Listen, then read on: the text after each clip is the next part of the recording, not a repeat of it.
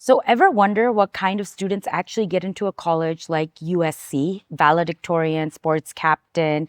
Let's look at students who have their scores for SATs in the range of 1400s, their ACTs in the lower 30s, and let's talk about what these profiles have that you can also learn from and improve your application. I'm going to walk you through 3 real profiles of students who got in, what they did to make them stand out, and what can you learn from them.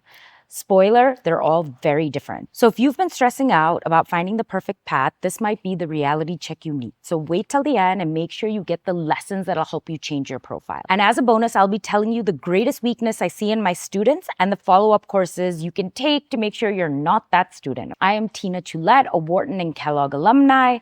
This channel is all about decoding elite college admissions in the United States.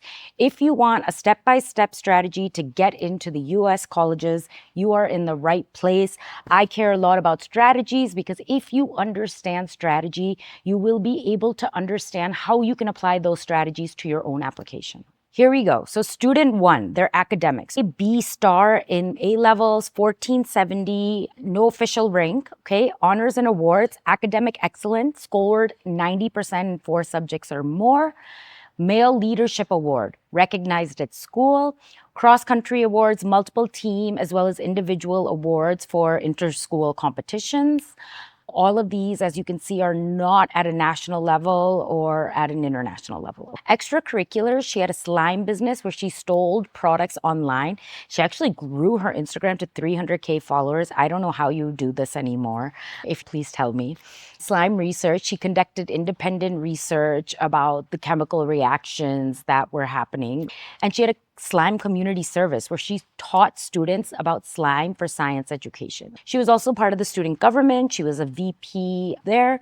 And for sports, she was cross country and track and field captain. So let's start with the second student. So for their academics, their CBSE score was 93%, ACT of 32. They took 2 AP since they were a CBSE student and not an international board student. They wanted to standardize where they fell. For their extracurriculars, they were the team captain of debate. They qualified for the nationals in the Hindu International Debate along with their team. They won the individual Best Delegate Award at Harvard MUN, India. They also had a focus on writing. So they were a regional awardee for the Scholastic Arts and Writing competition. In their advocacy and policy, where they spent a lot of time, they were the secretary of the high school student government. They also did the National Students Union of India. It's a volunteer activity. They spent 100+ hours in social media and digital campaigning. They managed that NSUI social media. They created content. They tried to counter misinformation, right?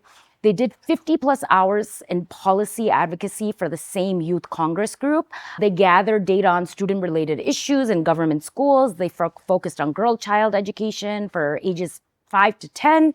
And they led 14 voter awareness and registration drives on college campuses. Last, before we go into the commonalities, I have your student 3. So their academics, 1510. In A-levels, A and B star, class rank 23 out of 385. Okay, they started a passion project, which was founding gold tutoring. So they hired other tutors and they taught English to a bunch of children. Also for their extracurriculars, their academic interests, they really focused on coding. So co-founded a coding club to compete in national and regional competitions, and they did get to win 2 regional competition, 1 national award in IIT Guwahati, the hackathon that they have.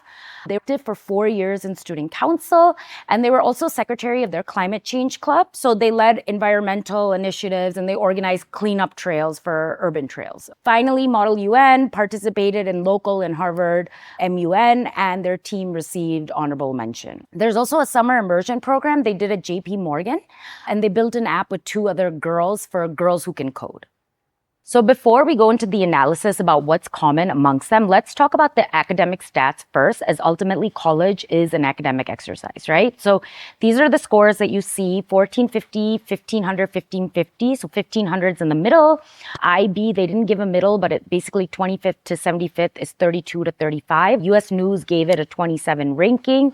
As of recent data, approximately 40 to 45% of students are from California, and about 10 to 12% of space is reserved for international students. So understanding the admissions criteria is very critical here, and that's why we want to talk about what they have in common so that you can basically use it and apply it to your own application. So in general, they all focused on academics. Guys, everywhere the academic scores are too high. Please focus on your academics. These students all have exceptionally great high grades, test scores. They're proving that this is still an academic exercise, right? Again, excellence via leadership, academic excellence, awards, honors. They show great drive, initiative. They use every second in high school. They don't spare a single second. They have those bare minimums that I like to talk about. If you don't know what I'm talking about, watch that video. What's the bare minimum to get into the top 50 US colleges? These students were generally well-rounded. They did a variety of different activities. But here's where it gets tricky, because as for what they actually did, which award they won or which leadership position they took, they don't have much in common, right? So when I keep saying there's no single path, there's no right way to get into your favorite school, it's because there really isn't, right? You really have to understand what qualifies as a great profile and then build a profile that's personalized to you. There is no cookie cutter that you need to go after. By the way, if you're looking for more in-depth guidance, you want to take the guesswork out of admissions, I have the perfect solution. I have these courses. They're linked at the bottom. They will go through all the essentials. You'll get a bunch of downloads. It'll just make it step by step so you don't have to search all over the place for the requirements. Again, it needs to be about you understanding what matters, because if you don't, you just can't get in. And then it's up to you. You can say, I don't want to do this much work. I'm okay. But then you would know in advance that I purposely did not shoot for Harvard, MIT, or Stanford, or I didn't get the grades for NYU, or so on, right? So make sure you know what you need by taking one of my courses. And then you make the decision about whether or not you're ready to put in that effort. Overall, there's no single path. Chase what you love, because trust me, you're more likely to succeed at that. Can you really spend 100 hours on something you really don't like? Probably not. And that's why we say don't look for the perfect path. Go after what you love. The biggest weakness I see in students is their extracurricular profiles. Go straight to Profile Building 101, or you can watch the best and worst activities for getting admitted. This will give you the full story around how do you really build the best extracurriculars, right? And then you can apply it to your own application. Good luck.